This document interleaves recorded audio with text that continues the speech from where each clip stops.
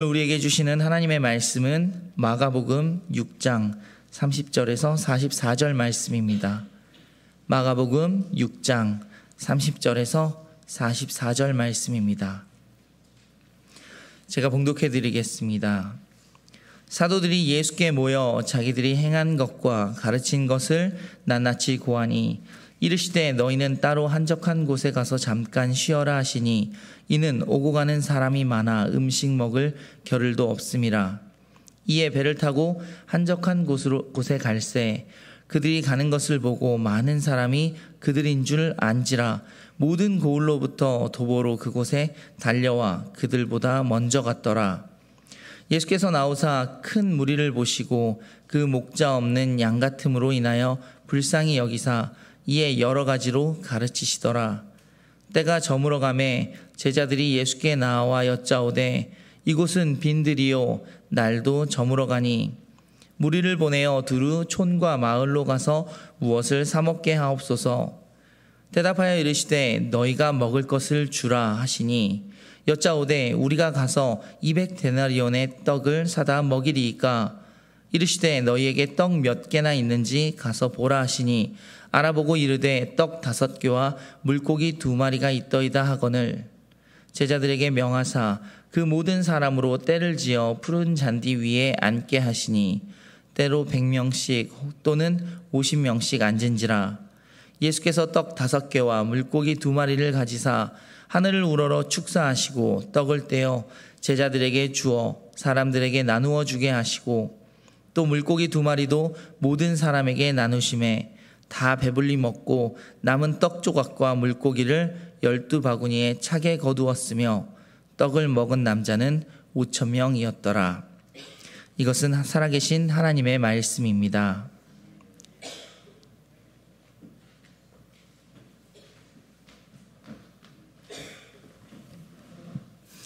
할렐루야.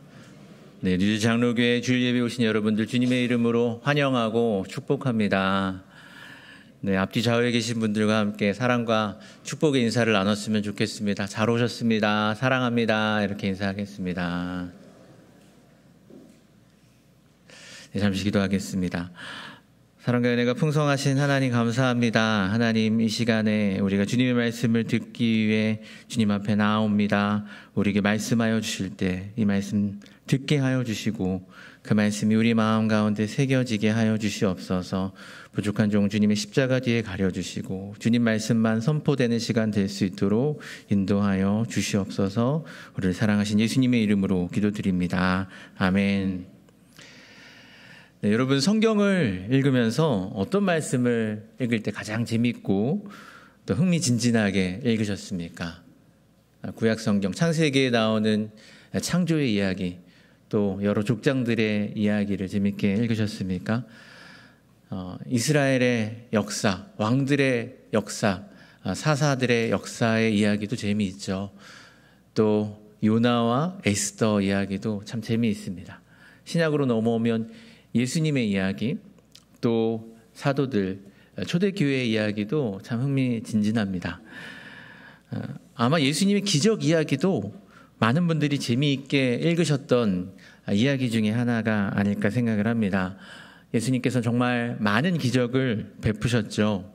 그 중에서도 오늘 우리가 함께 읽은 말씀에 본문에 나온 이 기적은 참 잘 알려진 기적입니다. 오병이어의 기적이라고도 불리는 이 기적은 예수님께서 오병, 떡 5개와 이어 물고기 2마리로 5,000명이 넘는 사람들을 먹이신 그런 기적입니다. 아마 이 기적을 처음 들어보신 분은 아마 없을 것이라고 생각을 합니다. 이 이야기는 심지어 기독교인이 아닌 사람들도 어느 정도 알고 있는 이야기이죠. 아마 이 기적이 이렇게 유명한 이유는 이 기적이 우리 모두의 기본적인 욕구인 먹는 것에 관련된 것이기 때문이 아닐까 싶습니다. 그런데 정말 중요한 것은 이 기적이 오늘 우리에게 어떤 의미가 있느냐 하는 것이죠. 성경은 일어났던 일들을 모두 기록해 놓은 실록이 아닙니다. 예수님이 하신 일을 모두 기록한다면 이 세상이라도 그 기록된 책을 두기 부족할 것이라고 요한복음에서는 이야기하죠. 예수님이 하신 일을 성경의 저자들이 기록할 때, 그리고 그 말씀을 하나님께서 우리에게 주실 때 그 말씀을 주시는 분명한 목적이 있습니다.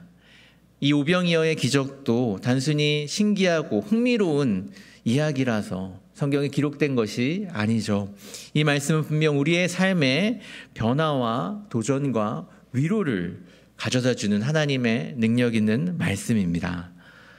일반적으로 오병이어의 기적, 그 오병이어 기적의 영적인 교훈에 대해서 이야기할 때 우리는 이 물고기 2마리 그리고 떡 5덩이를 예수님께 가지고 나왔던 그 어린아이의 믿음에 집중해서 그 헌신의 믿음을 배워야 한다고 그렇게 결론에 이르곤 합니다.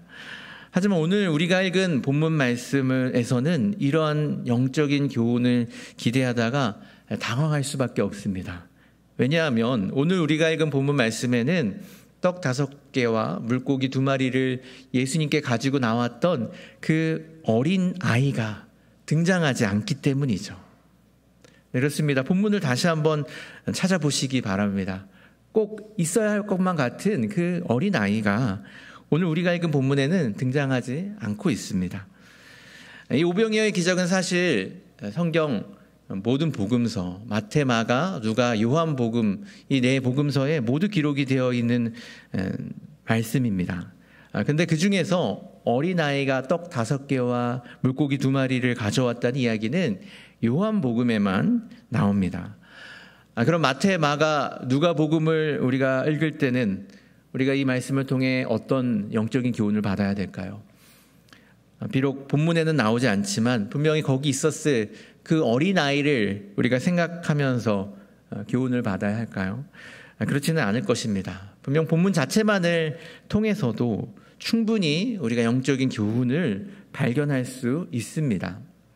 오늘 본문인 이 마가복음을 썼던 저자 마가가 이렇게 본문을 완성시킨 것은 이 내용 안에서도 충분히 우리가 귀담아 들어야 할 영적인 교훈이 있기 때문이죠. 그 영적인 교훈, 오늘 본문에서 발견할 수 있는 그 영적인 교훈은 무엇일까요? 그것을 알기 위해서 우리는 본문을 조금 더 자세하게 살펴볼 필요가 있습니다.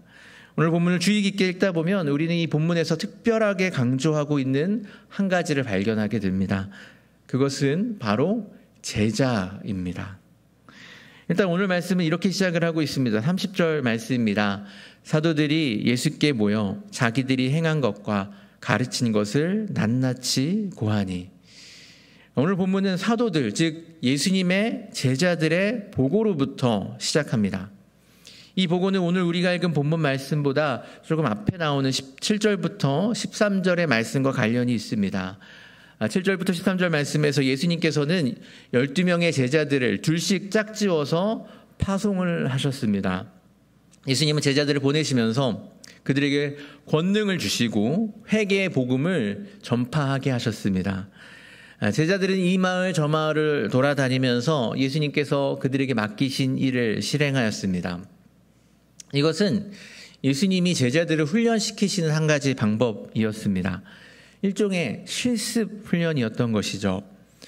오늘 본문 30절에서는 그 일에 대한 보고, 그러니까 그 실습 훈련에 대한 보고를 하고 있는 것입니다. 그러니까 오병이어의 기적이 이 제자들의 실습 훈련 보고로 시작이 되고 있다는 것입니다. 이 제자들의 보고와 오병이어의 기적이 어떤 관련이 있길래? 무슨 관련이 있는 것 같죠. 실습 보고. 좀 더 넓게 보면 예수님의 제자 훈련과 이 오병이어의 기적은 분명히 어떤 연결점이 있다는 것입니다. 또 한 가지 본문에서 발견할 수 있는 것은 오늘 본문에서 예수님께서 기적을 행하실 때 제자들을 적극적으로 이 기적에 참여시키고 계시다는 것입니다. 이런 예수님의 모습은 다른 기적을 행하실 때는 분명한 차이가 있죠. 일반적으로 예수님은 기적을 행하실 때 예수님께서 그 기적의 주체가 되셔서 예수님에 의한, 예수님만을 통한 기적을 베푸셨습니다. 그런데 예수님께서 오늘 본문의 오병이어의 기적을 행하실 때는 제자들을 통해서 기적을 행하고 계십니다. 본문을 살펴봅니다. 날이 저물어 갈 때 먹을 것이 없는 무리들을 이제 돌려보내서 음식을 사 먹게 하자는 그 제자들의 말에 예수님은 37절에서 이렇게 말씀하십니다. 대답하여 이르시되 너희가 먹을 것을 주라 하시니, 너희가 먹을 것을 주라고, 제자들 너희가 먹을 것을 주라고 말씀하십니다. 우리가 어떻게 먹을 것을 줍니까? 이 사람들을 다 먹이려면 얼마나 많은 돈이 필요하겠습니까? 제자들이 반문합니다. 그러자 38절에서 예수님은 다시 한 번 더 제자들에게 너희에게 떡이 몇 개나 있는지 가서 보라고 말씀하십니다.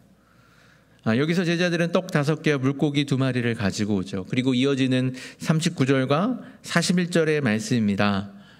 제자들에게 명하사 모든 사람으로 때를 지어 푸른 잔디에 앉게 하시니 예수께서 또 5개와 물고기 2마리를 가지사 하늘을 우러러 축사하시고 떡을 떼어 제자들에게 주어 사람들에게 나누어 주게 하시고, 예수님은 이 말씀에서 제자들에게 서빙을 시키십니다. 제자들에게 무리를 자리에 앉히고 또 예수님이 축사하신 그 떡과 물고기를 그 무리들에게 나누어 주게 시키십니다. 마치 예수님은 요리사가 되고 제자들은 웨이터가 되어서 이 5,000명이 넘는 사람들을 이 야외 레스토랑에서 배부르게 먹이시는 것입니다. 이처럼 오병이어의 기적에서 예수님은 제자들을 적극적으로 이 기적에 참여시키고 계십니다. 제자들이 이 기적을 단순히 목격하고 그냥 경험하는 것이 아니라 예수님께서 행하시는 이 기적의 동역자로서 함께 기적을 이루어가고 있습니다. 예수님께서 혼자 하기 어려운 일이라서 그랬을까요? 그렇진 않겠죠. 그렇다면 예수님이 이런 방식으로 기적을 행하셨던 이유가 있을 것입니다. 그것이 무엇일까요? 이 기적이 제자들의 실습 훈련 보고로 시작한 이유도, 또 예수님께서 이 기적에 유독 제자들을 더 참여시키셨던 이유도 바로 이 기적이 제자들을 위한 또 다른 훈련이었기 때문입니다. 예수님이 이 오병이어의 기적을 통해서 제자들을 훈련시키셨습니다. 사실 예수님께서 이 공생의 사역을 하시면서 제자 훈련, 제자 양육을 하시는 그 비중은 굉장히 컸습니다. 비단 이 오병이어 기적뿐 아니라 많은 기적을 통해서 또 많은 가르침을 통해서 예수님은 무리들을 가르치기도 했지만 또 제자들을 집중적으로 훈련시키셨습니다. 이것은 예수님께서 자기 사명을 이루기 위해서 선택하신 아주 중요한 방법이었습니다. 예수님의 사명은 무엇이었습니까? 그것은 예수님이 사역을 시작하시면서 외치셨던 것처럼 회개하라, 천국이 가까이 왔다. 그 천국의 전파, 하나님 나라의 전파였습니다. 예수님은 자신으로부터 시작되는 하나님의 나라, 하나님의 통치, 하나님의 다스리심을 전하셨습니다. 예수님이 가르치셨던 그 가르치심의 중요한 주제는 언제나 하나님 나라였죠. 팔복은 천국에서 복 있는 사람이 누구인지를 알려주셨던 것이고요. 또 수많은 비유들은 대부분 천국에 대한 비유였습니다. 예수님이 행하셨던 수많은 기적들은 예수님을 통해서 이루어지는 하나님의 통치가 어떤 것인지, 그것이 우리의 모든 약함을, 우리의 모든 질병을, 또 수많은 귀신들을 몰아낼 수 있다는 것을 직접 보여주시는 그런 기적이었습니다. 이처럼 예수님의 천국, 하나님의 나라, 하나님의 통치, 하나님의 다스리심을 받는 그 삶을 가르쳐 주시는 그 삶의 모습, 그 사역의 중심, 그 사역의 사명은 바로 그것이었습니다. 천국을 가르쳐 주시는 것, 천국을 전파하시는 것, 천국을 보여주시는 것이었습니다. 무엇보다도 예수님은 십자가에 달려 죽으시고 부활하심으로써 인류를 다스리고 있던 죄와 사망을 이기셨고, 예수님을 믿는 사람들을 죄와 사망으로부터 자유하게 하셨습니다. 그래서 다시 하나님의 통치, 하나님의 다스리심을 받으며 살아갈 수 있게 만들어 주셨습니다. 예수님의 사역은 그러니까 하나님 나라의 전파에 중점을 두고 있었습니다. 그런데 예수님이 이 땅에서 그 모든 사역을 마치시고 승천하셨을 때 그 하나님 나라의 전파가 완료된 것은 아니었죠. 아직 예수님을 알지 못하는 많은 사람들이 있었습니다. 그들에게 복음이 전해져야 됐고, 그들은 죄와 사망으로부터 벗어나서 하나님의 다스림을 받는 삶을 살아가야 됐습니다. 예수님이 승천하셔서 다시 천국으로 돌아가신 후에도 그 하나님 나라의 전파가 계속되어야 했기 때문에 예수님께서 선택하셨던 그 방법이 바로 제자 훈련이었습니다. 예수님은 제자들을 훈련시키셨습니다. 예수님이 떠나신 후에도 예수님이 하셨던 그 일들을 계속 이어나갈 수 있도록. 예수님은 제자들과 3년 동안 함께 거하고 함께 먹고 함께 자고 함께 대화하고 교제하면서 그들 앞에서 가르치시고 기적을 베푸시면서 집중적으로 제자들을 훈련시키셨습니다. 그들의 훈련을 위해서 그들을 파송하셔서 실습을 시키셨고요. 또 오늘 말씀에서는 그들을 불러서 예수님의 기적의 역사에 함께 참여하도록 시키셨던 것입니다. 예수님은 자신의 사명을 위해서, 그 사명을 이어나가기 위해서 제자들을 훈련시키셨을 뿐만 아니라 또한 제자들에게도 똑같이 제자 훈련을 명령하셨습니다. 예수님이 제자들을 제자로 삼았던 것처럼 제자들도 다른 사람들을 제자로 삼으라고 그렇게 명령을 하셨습니다.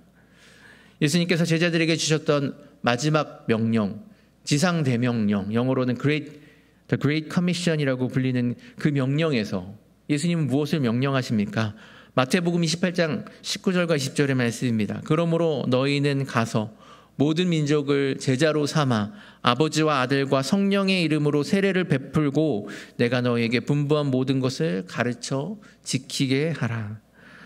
많은 분들이 이 예수님의 지상 대명령에서 모든 민족에 집중을 해서 이 명령을 선교의 명령으로 생각하시지만 이 명령은 또한 제자 삼으라는 명령입니다. 한국말로 이 명령을 읽어보면 이 명령에는 여러 개의 동사가 있습니다. 가라, 제자로 삼아라, 세례를 베풀어라, 가르쳐 지키게 하라. 그러니까 명령이 여러 개 있는 것이죠. 그런데 이 말씀을 원어인 헬라어로 보면 어떨까요? 원어로 보면 이 중에서 한 가지만이 주된 동사이고요. 다른 동사들은 보조 동사, 정확히 말하면 분사로서 이 주된 동사를 꾸며주고 있습니다.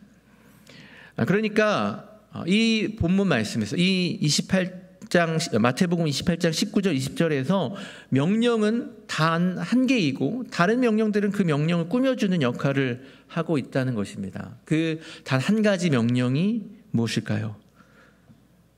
네, 이미 아시는 분들도 있으시네요. 헬라어로 마테티사테, 제자를 삼으라는 명령입니다.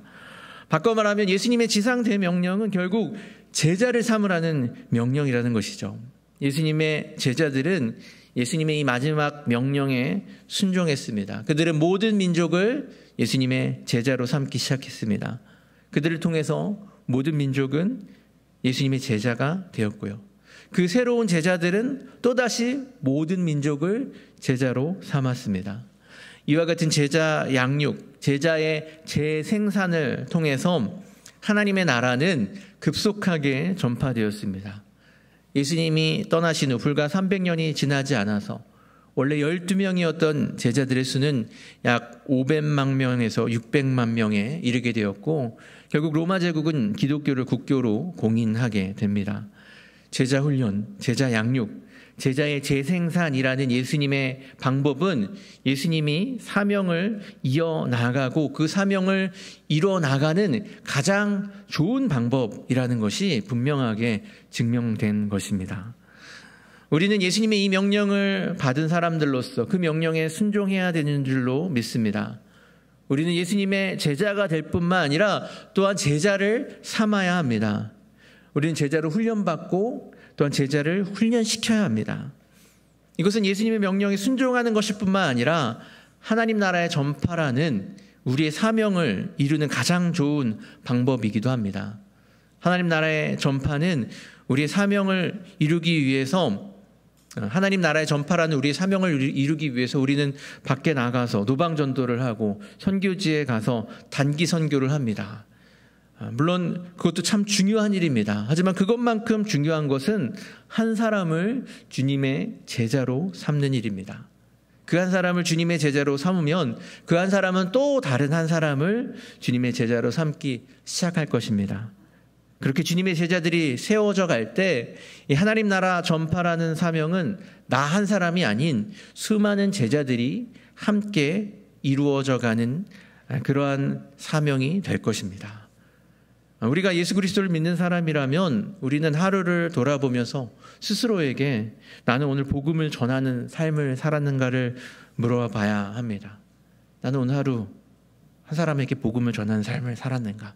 거기에 더해서 우리는 이렇게도 질문해 봐야 합니다. 나는 오늘 한 사람을 주님의 제자로 삼기 위해 살았는가? 이것이 우리의 삶의 방향이 되어야 되고 우리의 삶의 우선순위가 되어야 합니다. 한 사람을 주님의 제자로 세우기 위해서 그 사람을 돌보고 그 사람과 말씀을 나누고 그 사람을 위해서 기도하는 삶을 살아야 합니다. 아직 난 누군가에게 복음을 전하거나 또 누군가를 예수님의 제자로 만들 준비가 안 되었다고 생각하십니까? 그렇다면 적어도 나는 오늘 제자가 되기 위해 훈련받고 배우는 삶을 살았는가? 라는 질문을 던져야 합니다. 저와 여러분은 예수님의 명령에 순종하는 삶, 예수님의 제자가 되어서 또 다른 사람을 예수님의 제자로 삼는 삶을 살고 계십니까? 예수님께서 제자 양육을 우선순위에 두셨던 것처럼 우리도 제자로 훈련받고 또 제자를 세워나가는, 제자를 훈련시키는 것을 우리의 우선순위에 두고 있습니까? 그래서 예수님의 사명, 그리고 우리의 사명, 그 하나님 나라의 전파를 위해 살아가고 계십니까? 우리의 사명 앞에서, 우리가 받은 이 명령 앞에서, 우리가 반드시 따라야 될 이 우선순위 앞에서 우린 여러 가지 이유를 대면서 피하려고 합니다.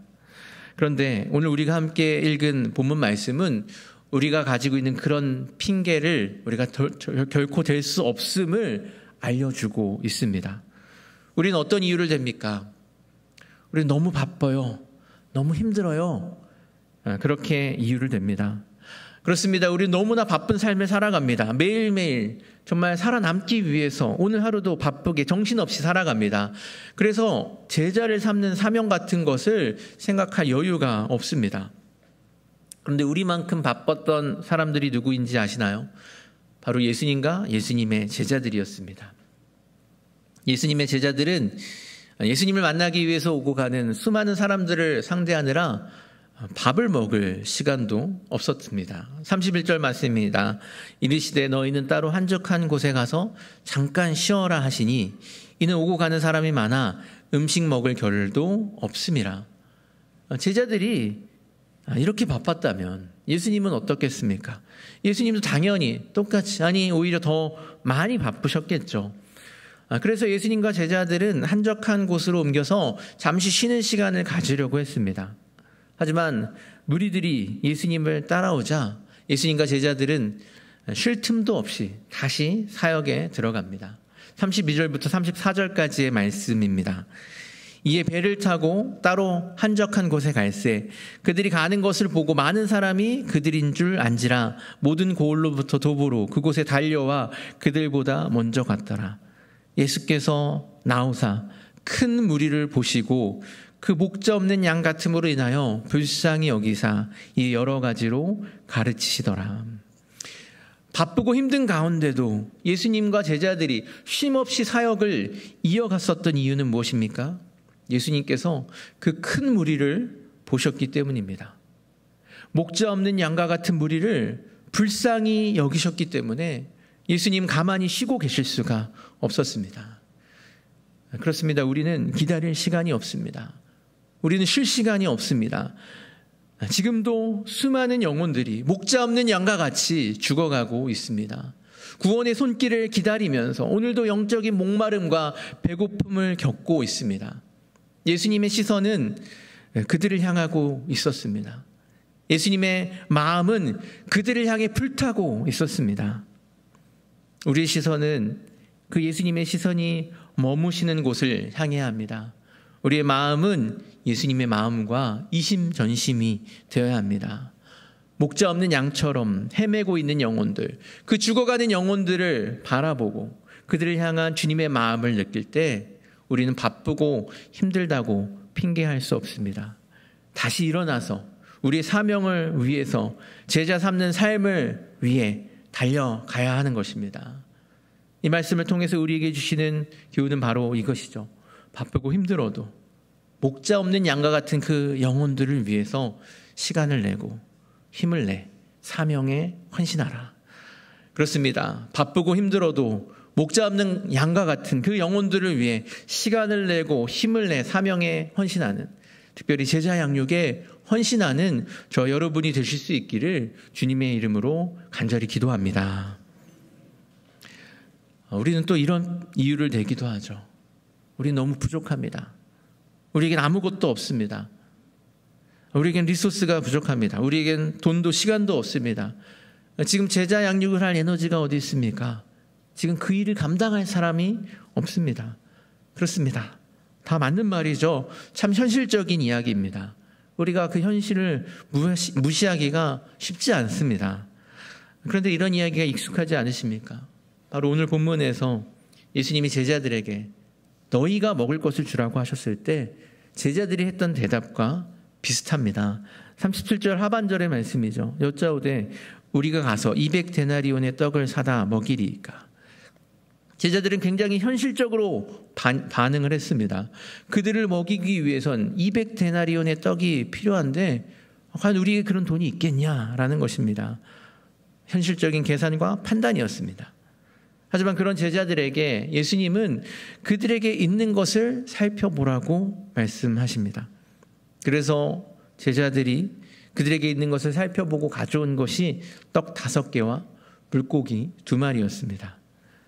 5,000명의 무리가 있는데 그 5,000명의 무리를 먹이기에는 정말 택도 없이 부족한 양이죠. 예수님께 가지고 나오기가 민망할 정도로 적은 양입니다. 하지만 그 부족한 것, 그것을 제자들이 예수님께 가져왔을 때 예수님께서는 그것을 사용하셔서 기적을 베푸셨습니다. 그것을 축사하시고 나누어 주실 때 5,000명이 넘는 사람들이 배불리 먹고도 남는 기적이 일어난 것입니다. 예수님께서는 그들의 현실을, 그들의 상식을 뛰어넘어서 일하셨습니다.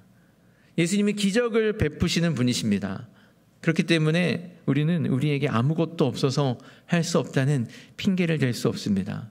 우리 현실을 핑계 삼아서 피할 수 없습니다. 우리는 먼저 우리에게 무엇이 있는지를 돌아봐야 됩니다. 비록 우리에게 있는 것이 아주 작은 것이라도, 아주 부족한 것이라도 그것을 주님 손에 내어놓으면 주님께서는 그것을 사용하셔서 현실을 뛰어넘는 놀라운 일들을 이루어 주시는 줄을 믿습니다. 우리에게 있는 그 작은 것, 주님께 내어놓기 민망해 보이는 것이라도 주님 앞에 가지고 나올 수 있기를 바랍니다. 올해 상반기에 1:1 제자 양육 동반자 반을 진행했습니다. 교회 어려움이 있어서 1:1 제자 양육에 과연 신청자가 얼마나 될까 걱정을 했고 예상대로 인원이 적어서 굳이 이 시기에 1:1 제자 양육을 꼭 진행해야 될까 하는 고민도 있었습니다. 하지만 아무리 적은 인원이라도 우리에게 있는 아무리 부족해 보이는 것이라도 오병이어를 예수님께 가지고 나왔던 제자들처럼 이 사명을 감당해야 된다는 마음으로 우리 양육자분들은 헌신적으로 이 동반자반들을 이끌어 주셨습니다. 제자들아 너희가 먹을 것을 주라 라는 그 말씀에 순종하셨습니다. 예수님께서는 그 헌신을 사용하여 주신 줄을 믿습니다. 예수님께서 그 작은 것들을 사용하셔서 놀라운 기적을 일으켜 주시는 줄로 믿습니다. 이 말씀을 통해서 우리에게 주시는 또 다른 영적인 교훈은 바로 이것입니다. 사명을 위해서 우리에게 있는 작은 것이라도, 우리 부족한 것이라도 예수님 앞에 내어놓고 예수님이 하시는 놀라운 일들을 경험하라. 저와 여러분이 사명을 위해, 특별히 제자 양육의 이 사명을 위해 우리에게 있는 작은 것이라도 예수님께 내어놓고 예수님이 하시는 놀라운 일을 경험하실 수 있기를 주님의 이름으로 간절히 소원합니다. 말씀을 마무리하겠습니다. 오늘 본문에 나오는 이 오병이어의 기적을 통해서 우리가 받을 수 있는 영적인 교훈은 무엇입니까? 바쁘고 힘들어도 목자 없는 양과 같은 그 영혼들을 위해 시간을 내고 힘을 내 사명을 감당하라. 사명에 헌신하라는 것입니다. 사명을 위해서 우리에게 있는 작은 것이라도, 우리의 부족한 것이라도 예수님께 내어놓고 예수님이 하시는 놀라운 일들을 경험하라는 것입니다. 그것이 예수님께서 오늘 본문에서 제자들에게 너희가 먹을 것을 주라라고 말씀하신 그 말씀의 의미입니다. 우리가 이 말씀에 순종할 수 있기를 원합니다. 이 말씀에 순종하여 우리 작은 것을 내어놓고 바쁘고 힘들더라도 시간을 내고 힘을 낼 수 있기를 원합니다. 특별히 예수 그리스도의 제자로서 훈련받는 일, 또 그 제자를 훈련시키는 이 사명을 위해서 바쁘고 힘들어도 시간을 내고 힘을 낼 수 있기를, 우리 작은 것이라도 예수님께 기꺼이 내어놓는 저 여러분이 될 수 있기를 주님의 이름으로 간절히 소원합니다. 사랑과 은혜가 풍성하신 하나님 감사합니다. 그렇습니다. 이 말씀을 통하여서 우리에게 이 영적인 교훈을 주심을 감사드립니다. 바쁘고 힘들더라도 저 죽어가는 영혼들을 바라볼 때 우리가 힘을 내고 시간을 내야 함을 우리에게 알려주셔서 감사드립니다. 사명을 위해서 우리에게 있는 작은 것이라도, 우리의 부족한 것이라도 주님께 내어놓을 때 예수님이 하시는 놀라운 역사를 경험하게 될 줄을 믿습니다. 하나님, 이 말씀 붙잡고 우리의 작은 것들 주님 앞에 가지고 나아올 때 주님께서 그 작은 것들, 부족한 것들을 통하여 일하여 주시옵시고 놀라운 기적이 우리의 삶 가운데 일어나는 것을 경험케 하여 주시옵소서. 예수님께서 가지고 계셨던 그 사명, 또 우리가 받은 그 사명을 우리가 이 땅 가운데 온전히 이루어 나가는 저희들의 삶이 될 수 있도록 인도하여 주시옵소서. 우리를 사랑하신 우리 주 예수 그리스도의 이름으로 간절히 기도합니다. 아멘.